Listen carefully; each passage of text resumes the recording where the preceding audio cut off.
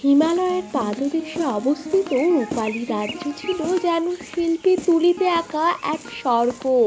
চারিদিকে বরফ ঢাকা পাহাড়ের চূড়া, আর তার মাঝখানে সবুজ ঘেরা উপত্যকা।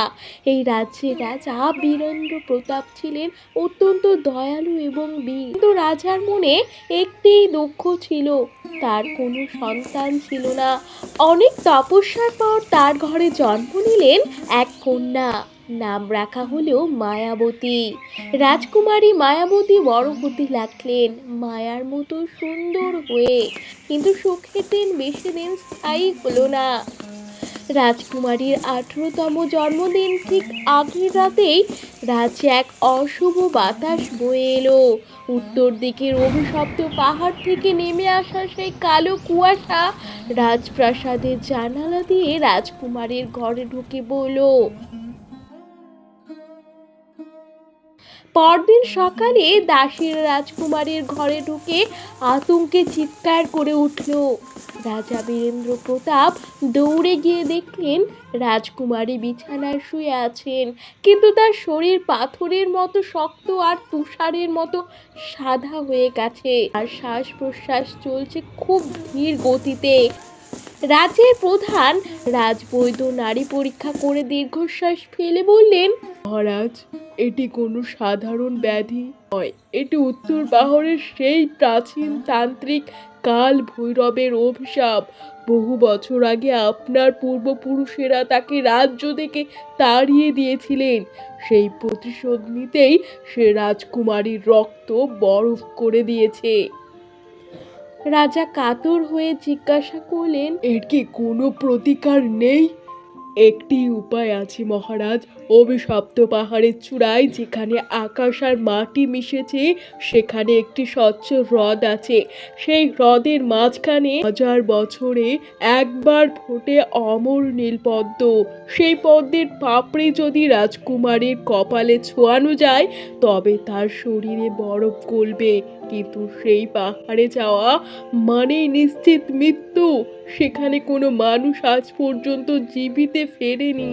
যা তৎক্ষণাৎ রাজ্যে ঢোল পেটিয়ে ঘোষণা করে দিলেন, যে বীর নীলপদ্ম এনে রাজকুমারীকে সুস্থ করতে পারবে তাকে রাজকীয় সম্মানে পাশাপাশি রাজ্যের অর্ধেক এবং রাজকুমারীর সাথে বিয়ে দেওয়া হবে।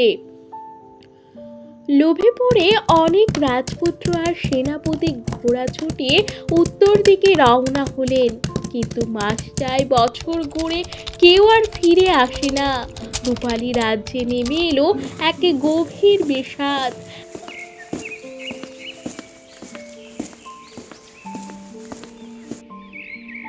রাজা দিন রাত রাজকুমারীর সামনে বসে চোখের জল ফেলতে লাগলেন। ঠিক এক সময় রাজ্যের এক ক্ষুদ্র গ্রাম থেকে এক সাহসী যুবক উঠে দাঁড়ালেন। তার নাম অর্ক। সে কোনো রাজপুত্র ছিল না, ছিল এক অতি সাধারণ কাঠুরে, কিন্তু তার চোখে ছিল অসীম স্বপ্ন। ঘোষণা শোনার পর অর্ক আর ঘরে বসে থাকতে পারল না। তার মা ছিলেন জরাজীর্ণ এক বৃদ্ধা। অর্ক যখন তার কাছে গিয়ে বলল, আমি রাজকুমারীকে বাঁচাতে অভিশপ্ত পাহাড়ে যাব, মা প্রথমে আটকে উঠলেন। তিনি জানতেন যে পথে বড় বড় যোদ্ধারা গিয়ে আর ফিরেনি, সেখানে তার এই সাধারণ ছেলেটি কিভাবে টিকবে। তিনি ঘরের কোণ থেকে একটি ধুলো মাখা পুরনো কাঠের বাক্স বের করলেন। তার ভেতর থেকে বের হলো একটি জং ধরা তামার আংটি। মা বললেন, বাবা, তোর ঠাকুরদা এককালে রাজবৈদ্য সহকারী ছিলেন। তিনি বলতেন এই আংটি কোনো এক মহাপুরুষের দান। যখন তুই কোনো মায়ার জালে ফেসে যাবি তখন এটি তোকে সত্যের আলো দেখাবে। গ্রামের ধুলো মাখা পথ পেরিয়ে সে যখন অভিশপ্ত অরণ্যের সীমানায় পৌঁছলো তখন সূর্য ডুবু ডুবু। এই বনকে বলা হয় ছায়ার বন। সে দেখলো একটি হরিণ লতায় আটকে পড়েছে। সে অনেক চেষ্টা করছে সেই লতা থেকে বেরোবার, কিন্তু সে নিরুপায়। অর্ক তার কুঠারতে লতাগুলো কেটে ফেললো।